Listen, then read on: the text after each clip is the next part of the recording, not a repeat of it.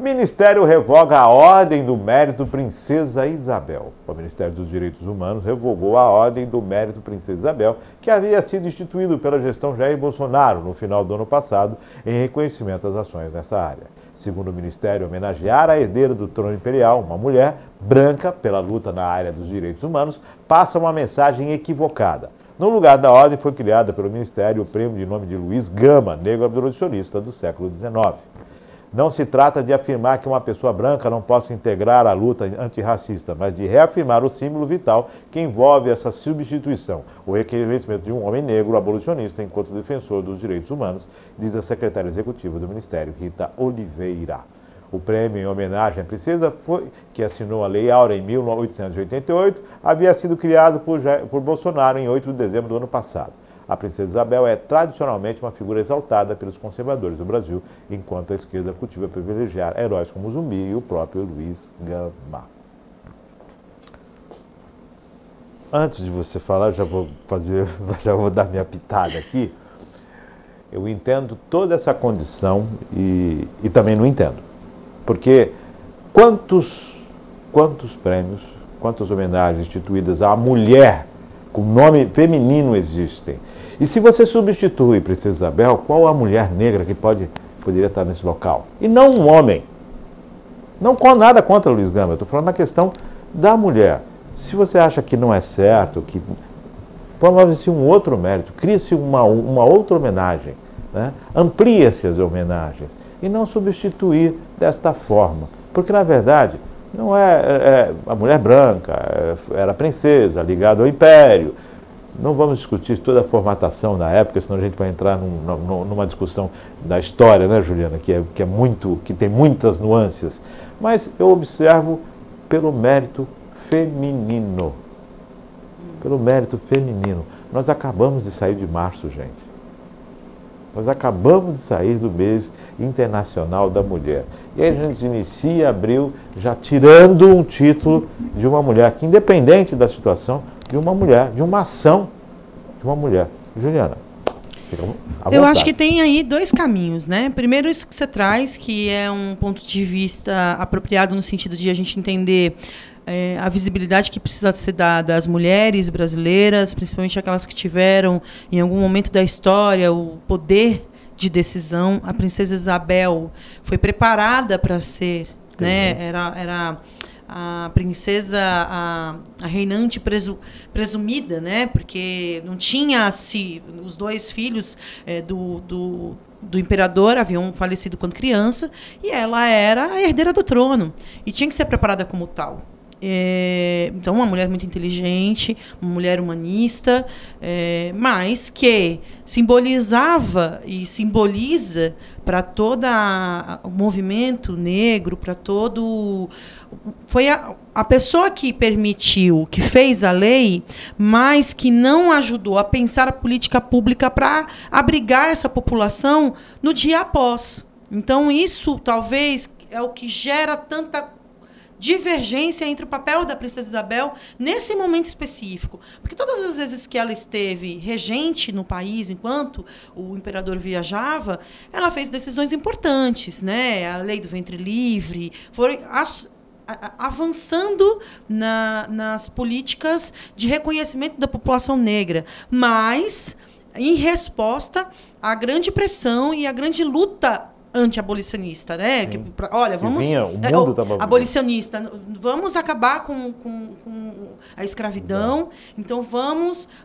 O movimento abolicionista era muito grande e ela precisava responder isso.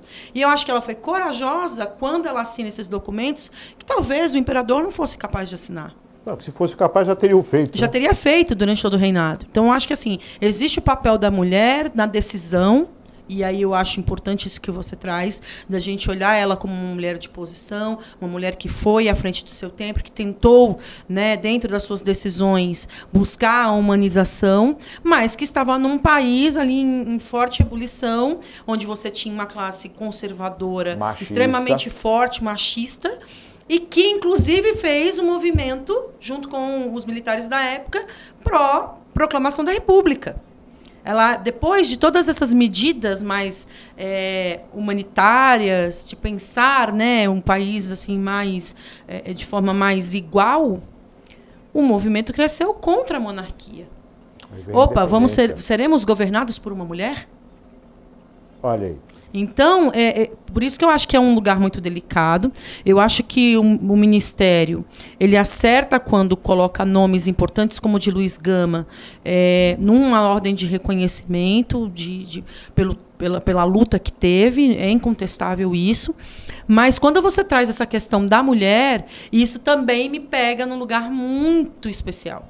Que é de falar assim, olha, peraí, né? Vamos entender o contexto histórico da época, quem foi aquela figura e de que forma que ela poderia apoiar ou não determinada situação. Acho que acerta quando assina os documentos e promove o olhar para isso. E erra quando não pensa, ou não, aquele conjunto de pessoas que governavam com ela não pensaram em como absorver essa comunidade no dia após. Depois, né? O dia após foi...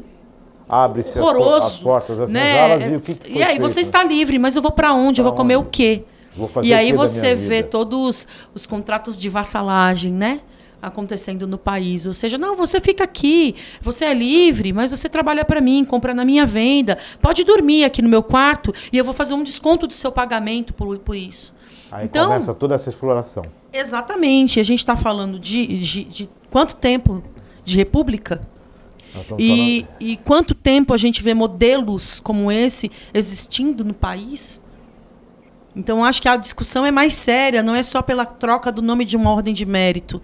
É entender que a luta antirracista, que esses movimentos que a gente precisa fazer para que o povo negro tenha, de fato, o seu lugar dentro da sociedade, é bem mais vertical. Mais vertical. Eu assisti um documentário, um filme, né, que fala sobre a Harriet, né, uma negra americana que conseguiu a sua liberdade e trabalhava na libertação de outros. O que eu estou trazendo aqui? Os ícones, né? E eu pergunto, os ícones femininos no Brasil, que não seja somente a princesa, que tenham outros ícones femininos no Brasil. Onde estão esses ícones? Tragam esses ícones, exaltem essas pessoas. Mas eu acho que vai ser pensado isso, viu? Eu acompanho o trabalho do ministro Silvio Almeida desde quando professor, né, universitário, um homem muito culto, um homem negro assim incomparável dentro da sociedade brasileira, que teve as oportunidades corretas e soube utilizar todas essas oportunidades para se formar quanto cidadão brasileiro. O discurso dele na posse foi um discurso dos mais bonitos que eu já ouvi, assim, sobre essa relação de realmente a gente entender direitos humanos nessa convergência de todos os povos e entender que todos fazem parte dessa sociedade e que a gente vai caminhar para isso e que a gente não pode ter medo desse percurso, sabe, Márcio? Não, de forma alguma. E aí eu acho que esse determinado ponto de trocar o nome de uma ordem de mérito faz parte desse percurso. Até para quem está na gestão disso entender, poxa, peraí, eu fiz isso aqui, mas eu talvez não... Eu acho que era muito mais no sentido de não abrir espaço para um conservadorismo que está lá atrás, que pertence à época dela. E que faz parte da história. Se ela pudesse reescrever a história, eu já tenho certeza que faria diferente, né? Hoje, com todos os conhecimentos que a gente tem e entendendo como a sociedade brasileira se formou a partir, né, dessa relação que foi feita depois da abolição da escravatura. Então, o que eu acho é que a gente está nesse percurso, a gente não pode ter medo desse percurso. A gente não pode ter medo de dizer, eu não tive acesso, eu errei e eu preciso consertar. Preciso rever, e o movimento negro tem cada vez mais ser embativo, combativo e principalmente esclarecedor. E essa palavra é até não usada no movimento negro, esclarecer. Por que eu tenho que esclarecer? Isso é perfeito. Né? A forma Por que escurecer é problema? Por que existe a ovelha negra da família? Por que existe a lista negra de determinada situação. Depreciar. São essas coisas, denegrir, são essas palavras, esse pensamento de que negro é algo sempre que leva para baixo, que a gente precisa mudar. E a luta é todos os dias, gente, todos os dias. Eu sou uma mulher negra que eu não tive o conhecimento durante a minha formação de infância e adolescência da importância que meu povo tinha e tem. E eu fui aprendendo ao longo de que fui me formando artista. E estou muito longe ainda de colegas que militam no movimento, porque a minha educação veio toda de uma outra base, de uma outra relação cultural, que é a nordestina. E que não está longe, né, da relação da negritude. Tá no lugar de um povo que também sofre xenofobia, que é o povo nordestino. Então, quer dizer, a gente não está isento. Mas a gente precisa cada vez mais buscar as informações, entender a história e, a partir daí, não é...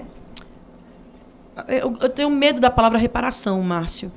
Eu acho que... Porque eu acho que existe a reparação, mas existe a construção. É para além, é a gente não deixar... É o equilíbrio.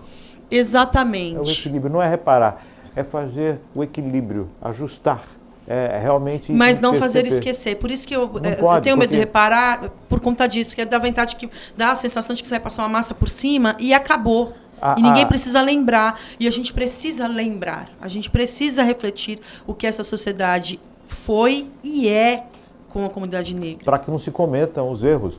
Vamos dar um exemplo da Segunda Guerra Mundial. Eu sempre trago isso aqui. Os campos de concentração ainda existem. São memórias horríveis, mas estão lá para lembrar do que é a capacidade humana. Exatamente. E isso o mundo precisa entender e lembrar disto, para que quando a gente vê uma guerra na Ucrânia e percebe as consequências e o quanto isso pode afetar o mundo como um todo.